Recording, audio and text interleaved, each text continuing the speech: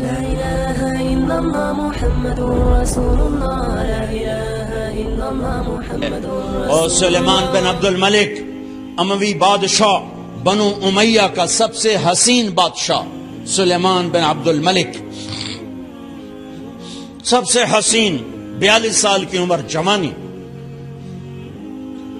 اس کی میت کو قبر کے قریب کیا گیا تو ہلنے لگا تو اس کے بیٹوں نے کہا ہمارے ابا زندہ ہیں. وہ سکتہ ہو گیا ہے، زندہ ہیں. عمر بن عبدالعزیز رضی اللہ رحمت اللہ علیہ فرمانے لگے ارے بھتیجو زندہ نہیں ہے، قبر کا عذاب جلدی شروع ہو گیا ہے. بل عجل اللہ بالعقوبہ، چھپاؤ، جلدی چھپاؤ.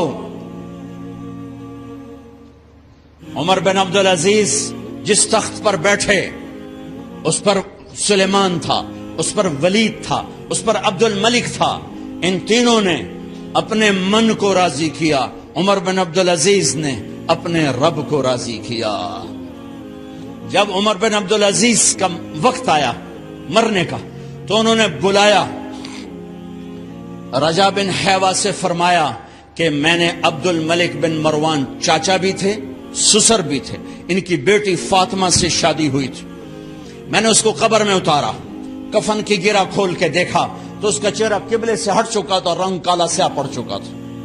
عبد الملک بن مروان گورا چٹا تھا، یہ جگہ سرخ تھی، کالا.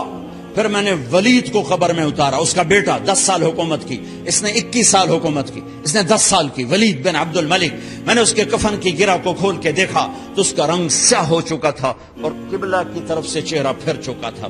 پھر اس سلیمان کا واقعہ تو ابھی سنایا. پھر اس سلیمان کو قبر میں اتارا اور اس کے کفن کی گرہ کو کھول کے دیکھا تو اس کا چہرہ قبلے سے ہٹ چکا تھا. اب میں جا رہا ہوں، مجھے دیکھنا. پہلے تینوں نے حکومت کی پوجا کی اور عمر بن عبدالعزیز نے اپنے اللہ کی پوجا کی. انہوں نے ایک بڑا عجیب خطبہ دیا جب خلیفہ بنے. اے لوگو، بچپن میں شعر و شاعری کا شوق تھا تو میں شاعر بنا، تھوڑا سا اٹھان ہوئی تو علم کا شوق لگا، میں نے علم حاصل کیا. جوان ہوا تو فاطمہ بنت عبد الملک سے عشق ہوا، میں نے اس سے شادی کی. اب اللہ نے مجھے حکومت دے دی ہے، اب تم دیکھو کہ میں اس سے اپنے اللہ کو راضی کروں گا. ہمارے حکمران تو ووٹ سے آتے ہیں اور چلے جاتے ہیں 4-5 سال کے بعد، ان کی وراثت میں حکومت آ رہی ہے اور 3 بر اعظم پر حکومت ہے اور ایسا دھوب دبدبا ہے بنو امیہ کا، کوئی ان کے سامنے سر نہیں اٹھا سکتا. اور یہ بندہ 2 سال 2 مہینے 3 بر اعظم میں زکوٰۃ لینے والا کوئی نہ بچا، 3 بر اعظم میں سوال کرنے والا کوئی نہ بچا، 3 بر اعظم میں ظالم کوئی نہ بچا، 3 بر اعظم میں مظلوم کوئی نہ بچا. لیکن خود کیسا رہا؟ گھر آئے، فاطمہ بڑے اچھے دن گزرے ہیں، اب امتحان ہے، میں تیرا حق نہیں ادا کر سکوں گا، طلاق لینی ہے میں حاضر ہوں، ساتھ دینا ہے تو میرے اپنے حق معاف کرو، اپنے حق معاف کرو. فاطمہ جیسی عورت انسانی تاریخ میں کوئی نہیں آئی، سیاسی لحاظ سے. سیاسی دادا مروان بادشاہ، باپ عبد الملک بادشاہ، بھائی ولید بادشاہ، دوسرا بھائی سلیمان بادشاہ، تیسرا بھائی ہشام بادشاہ، چوتھا بھائی یزید بادشاہ اور اپنا خامند بادشاہ. 7 نسبتوں سے یہ عورت شہزادی ہے. کائنات انسانی تاریخ میں اتنی بڑی عورت کوئی نہیں آئی. سیاسی. فاطمہ کہنے لگیں عمر، میں نے سکھ کے دن تیرے ساتھ گزارے ہیں، دکھ میں تجھے چھوڑ کے نہیں جاؤں گی، جاؤ میں نے اپنے سارے حق معاف کیے. پھر حضرت عمر بن عبدالعزیز کی راتیں اور دن کیسے گزرے؟ فاطمہ بنت عبد الملک فرماتی ہیں 2 سال 2 مہینے میں وہ میرے بستر پر میرے ساتھ نہیں لیٹے، انہیں غسل کی ضرورت نہیں پیش آئی. مصلے پہ بیٹھتے اور روتے روتے روتے وہیں سو جاتے اور روتے روتے وہیں سے اٹھتے. پر 3 بر اعظم میں ظالم کوئی نہ بچا، مظلوم کوئی نہ بچا، زکوٰۃ لینے والا کوئی نہ بچا، بھکاری بھیک مانگنے والا کوئی نہ بچا، 3 بر اعظم کو ایسے صاف کر دیا۔ یہ فیصل آباد بھی ان کی حکومت میں شامل تھا، چونکہ ملتان وہ بمبئی تک اور ملتان دیپال پور تک یہ سارا علاقہ ملتان میں آتا ہے، اور محمد بن قاسم نے ملتان فتح کیا ولید کے زمانے میں۔ اپنی حکومت کو اللہ کی رضا کے لیے استعمال کیا۔ کیسے استعمال کیا؟ سارے مال فاطمہ کا سارا زیور بیت المال میں ڈال دیا، تنخواہ پہ آ گئے۔ عید کا موقع آیا، بچوں نے ماں سے کہا، 12 بچے تھے، بچیاں 12 بچے بچیاں، ہمیں کپڑے لے کر دو، عید آ رہی ہے، ہر آدمی اپنے بچوں کے لیے کپڑے لے رہا ہے۔ ہمارے بچے بھی کہہ رہے ہیں کپڑے لیں، جاؤ بھائی لو۔ فاطمہ کے پاس عمر 3 بر اعظم کے بادشاہ کے بچے آ رہے ہیں، ماں جی عید آ رہی، کپڑے تو لے دیں، ابا سے کہیں کہ ابا سے بات کرتی ہوں۔ ابا تشریف لائے، خزانے لبالب بھرے ہوئے گندم کے ڈھیر کی طرح، کہ امیر المومنین بچے کپڑے مانگ رہے ہیں۔ فاطمہ میرے پاس تو پیسے نہیں، میں کہاں سے کپڑے لے کر دوں، میرے پاس تو پیسے کوئی نہیں۔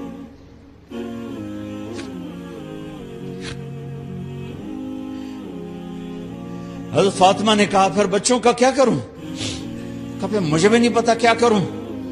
اس کے پہلے 3 حکمرانوں نے لوٹ مار کے بازار گرم کیے، ظلم و ستم کے پہاڑ توڑے، اور آج اسی خزانے پہ ایک شخص بیٹھا ہے جو اللہ کو راضی کرنے کے جھنڈے گاڑ رہا ہے۔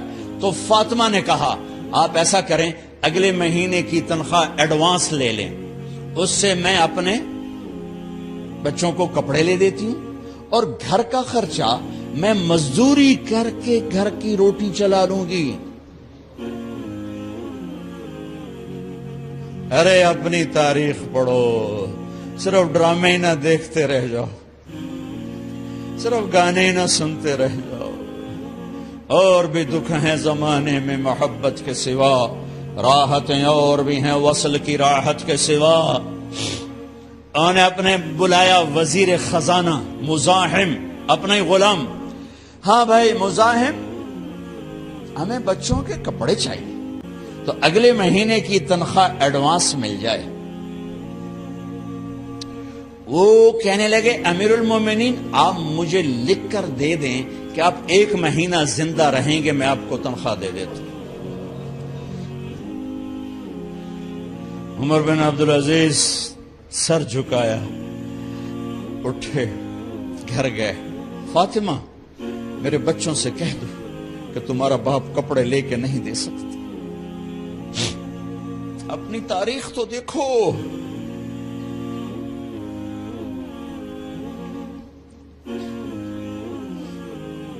عید کا دن آ گیا،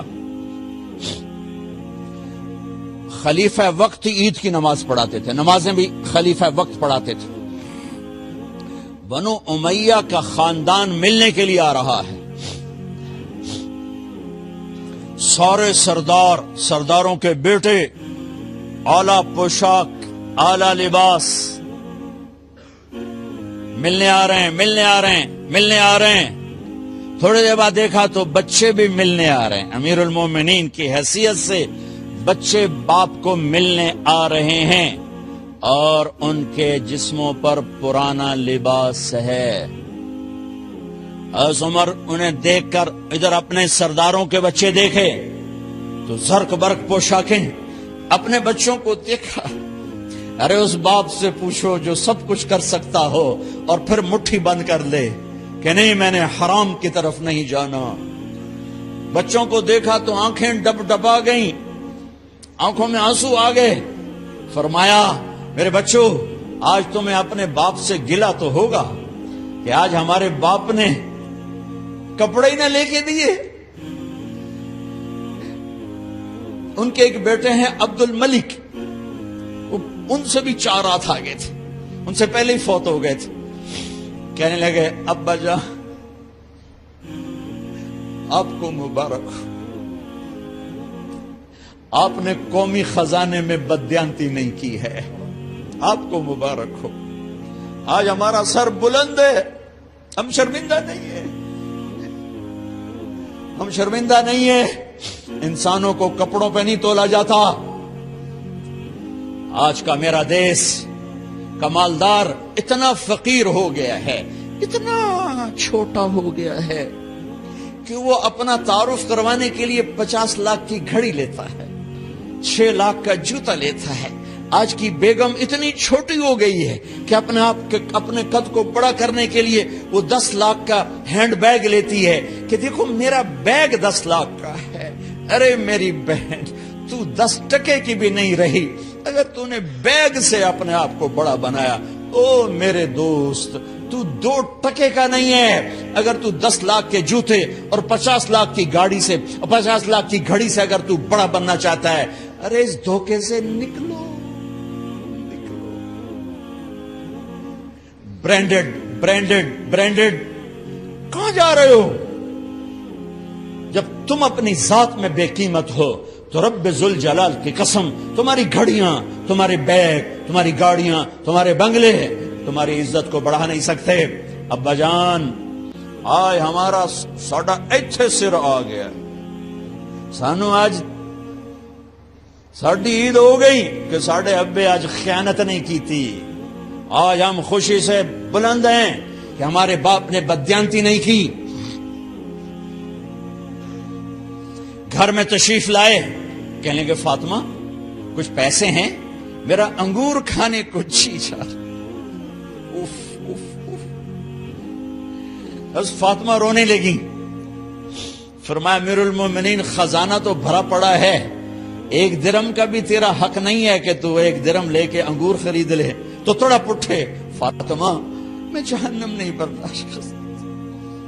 او میرے بھائیو، جو دن رات سود میں پھنس چکے ہو، جو دن رات جوے شراب میں پھنس چکے ہو، کیسے اللہ کے سامنے سرخرو ہو کر کھڑے ہوگے؟ فاطمہ میں جہنم نہیں برداشت کر سکتا۔ نہیں،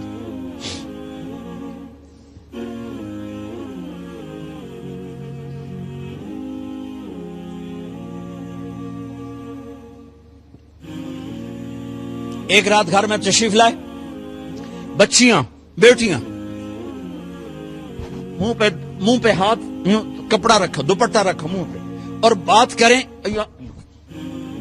آپ نے پوچھا ارے کیا ہوا تمہیں، یہ منہ پہ کپڑا کیوں رکھتی ہو؟ تو خاموش ہو گئی، لیکن گھر کی خادمہ رو پڑی۔ کہا امیر المومنین، آج آپ کی بیٹیوں نے کچا پیاز توڑ کے اس سے روٹی کھائی، سالن کوئی، ارے مسردی دال ہی کوئی نہیں ہے، پیاز، کچے پیاز نہ روٹی۔ آج ساڈا مزدور جڑا کوئی نہ کوئی چٹنی بنا بند ہے، 3 بر اعظم دے بعد شادیاں دھیاں، کچے وصلہ نہ روٹی بیٹھیاں کھاندیاں۔ اور میرے آج کا تاجر کہتا ہے جھوٹ نہ بولوں تو کاروبار کیسے، میرا افسر کہتا ہے رشوت نہ لوں تو گزارا کیسے کروں۔ تو عمر بن عبدالعزیز پھس پہ ہچکیوں کے ساتھ روئے کہ میری بچیوں، میں تمہیں بڑے اچھے کھانے کھلا سکتا ہوں اور میں جہنم کی آگ برداشت نہیں کر سکتا۔ بھائیو، اس بندے نے اپنے آپ کو ذبح کر دی، اللہ کو راضی کرنے کے لیے ذبح کر دی، اپنی ذات کو، اپنے جذبات کو، اپنے احساسات کو۔ جب گورنر ہوتے تھے نا، تو حضرت فاطمہ کی ایک باندی تھی، ان سے انہیں عشق ہو گیا، تو اپنی بیگم سے کہتے یہ باندی مجھے گفٹ کر دو، وہ کہتی میں نہیں کرتی۔ جب یہ خلیفہ بنے، کئی دفعہ ان سے کہتے مجھے ہدیہ کر دو، مجھے دے دو، وہ کہتے میں نہیں دیتی، میں نہیں دیتی۔ جب یہ خلیفہ بنے تو ان کی بیگم نے اس باندی کو نہلایا، خوبصورت زیورات سے سجایا، عالی شان میک اپ کیا، اور اس کا ہاتھ پکڑ کے لائی، امیر المومنین یہ آپ کی خدمت میں گفٹ ہے۔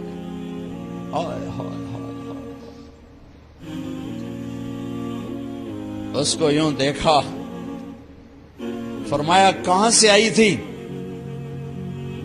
کہا جی عبد الملک نے کوفے سے مجھے زبردستی اٹھوایا تھا، تو 2 آدمی بلائے کہ جاؤ اسے اس کے مالک کے پاس واپس بھیج دو۔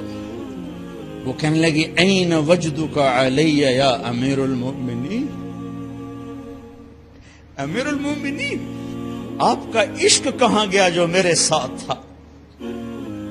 تو عمر کی آنکھیں بھر آئیں، کہا وہ پہلے سے بھی زیادہ ہے، لیکن تمہیں اللہ کے لیے قربان کرتا، میں اپنے عشق کو اللہ کے لیے قربان کرتا۔ ہاں اب اللہ نے صلہ کیا دیا؟ جب انتقال ہوا ہونے لگا تو بلایا رجا کو، جو میں بات پہلے چھوڑ کے ادھر ان کی تھوڑی سیرت بتائی کہ رجا اب میں مرنے لگا ہوں، عبد الملک کالا ہو گیا تھا، ولید کالا ہو گیا تھا، سلیمان کالا ہو گیا تھا۔ یہ کیوں کالے ہوئے تھے؟ یہ بے نمازی نہیں تھے، بدکاری نہیں کرتے تھے، کسی کی طرف ان کی میلی آنکھ نہیں اٹھی کبھی، یہ ظالم تھے، ظالم انسانوں کا خون پیا، مال میں خیانت کی، اس پر اللہ نے چہرے پھیر دیے۔ آج عمر بن عبدالعزیز جا رہا ہے کہ دیکھو میں جا رہا ہوں، مجھے دیکھو میرے ساتھ کیا ہوتا ہے۔ ان کا انتقال ہوا، ان کی میت قبر کے کنارے رکھی گئی اور اب نیچے اتارنا ہے۔ سلیمان کی میت کو اتارنے لگے تو ہلنے لگا اور عذاب قبر پہلے شروع ہو گیا۔ عمر کی میت کو جب قبر کے قریب کیا گیا، ایسے ہوا کا جھونکا آیا، ایک پرچہ ایسے لہراتا ہوا یوں آیا، یوں آیا، یوں آیا اور عمر کے سینے پر گر گیا۔ لوگ کٹھے ہو گئے، پرچے کو کھول کے دیکھا گیا تو اس پہ لکھا تھا بسم اللہ الرحمن الرحیم، براءۃ من اللہ لعمر بن عبد العزیز من النار۔ یہ پروانہ ہے اللہ کی طرف سے اس کے بندے عمر کے لیے کہ اسے جہنم سے نجات کی خوشخبری سنا دی جائے۔ آہا، مرنا ہو تو یوں مرو، اللہ ایسی موت دے دے۔ کہتے ہیں میں نے ان کو قبر میں اتارا، جب قبر میں اتارا تو کیا دیکھا؟ میں نے کفن کی گرہ کھولی تو چہرہ قبلے کی طرف فٹ اور یوں لگا جیسے 14ویں رات کا چاند قبر میں اتر آیا ہو۔ لا إله إلا الله محمد رسول الله، لا إله إلا الله محمد رسول الله۔